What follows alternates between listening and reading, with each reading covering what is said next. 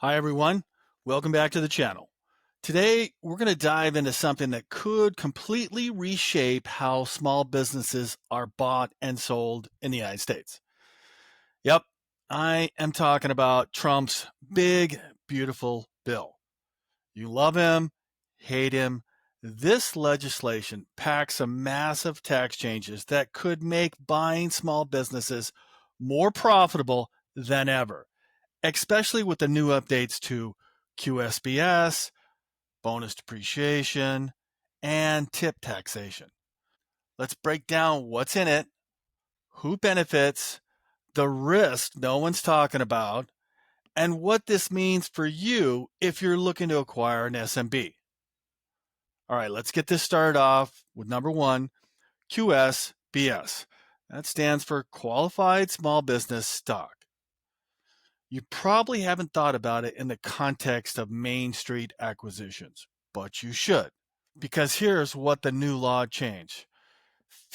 You can exclude 50% of capital gains. It used to be zero. 75% exclusion after year four, and 100% exclusion after year five. That's the same as before. The $10 million cap, that's been raised to $15 million. The company asset threshold has increased from 50 million to 75 million. So what does that mean? Like if I hold QSBS stock for 5 years, you can pay zero federal capital gains taxes up to 15 million in gains. Now, second question is like who qualifies this? You must buy a stock, it can't be an asset sale. The company must be a C corp. The company must have less than 75 million in assets at the time of your investment, and you must be in a qualified industry. Most SMBs like HVAC, commerce, software, services. But here's who doesn't qualify. Accounting firms, legal practices, financial services, and consulting businesses. Sorry. Let's take an example what this looks like. You acquire a tech-enabled logistics startup company doing $6 million in revenue as a C corp. You scale it, and after 5 years, it's acquired for $11 million. You invested $1.5 million to acquire it. Under the old rules, you'd owe a big $9.5 million in capital gains. Under the new law, zero capital gains. Now, with every new piece of legislation, there is always unintended consequences. And we don't know what those are just yet, but let's just say we're kind of making a hypothesis about this. This could push more buyers to favor C Corp equity purchases, even when asset deals might have made more operational sense. So, given human characteristics, it's a greed motivation. Expect more flip-minded investors entering into the SMB space. All right, the second one.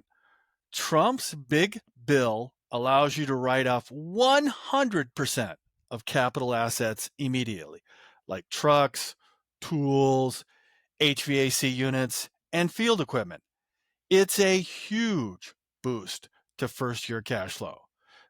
And it's perfect for asset service businesses. Like, take an example. You acquire a traditional HVAC company. In the first year, you invest $400,000 into new vans, lifts, refrigerant recovery units, and diagnostic gear. Normally, you'd have to depreciate that over 5 to 7 years. But under the new rules, you can deduct the entire 400K immediately. What does that mean? Lower taxable income, better cash position, more room to hire, market, or repay debt faster. Now, again, with this one, we don't know what it's going to look like in the future, but an unintended consequence could cause buyers to overspend on equipment in year one just to optimize tax outcomes, not because the business actually needs it.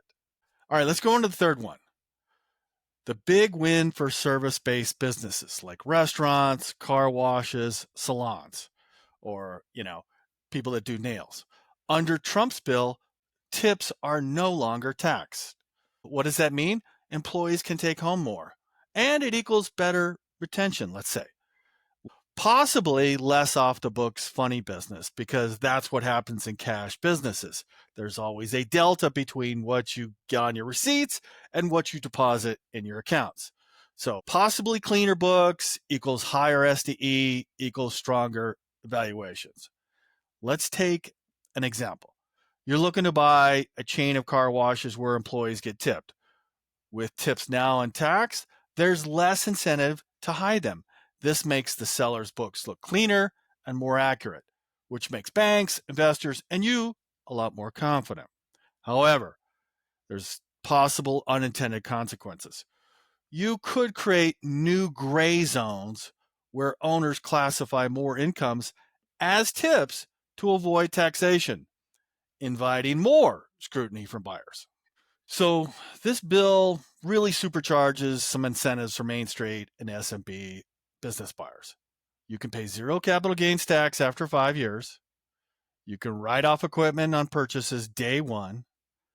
You can buy service businesses with cleaner books and less drag. That's the goal, right? This makes acquiring growing and small business more attractive than ever. This is really good for, let's say, searchers using SBA to equity, my micro private equity buyers, roll up entrepreneurs with a 5-year horizon. But like all things in business, not just upside, you still need to structure deals correctly. C Corp versus asset purchase. You got to avoid the tax traps, and you got to match the tax strategy with the exit timeline. This whole Trump's big, beautiful bill may be political theater to some. But if you're in the world of buying a small business, this is really a tactical advantage you'd be foolish to ignore. And while the headlines will focus on the billionaires and the Wall Street loopholes, the real winners may be Main Street operators who build great businesses and exit wisely. So yeah, maybe Trump did more for SMB buyers than any president in 30 years. Let's just see how this plays out. All right, that's it for this video. If you got value from this video, drop a like, hit subscribe, and let me know in the comments, which of these tax advantages do you plan to leverage? Until next time, see you soon.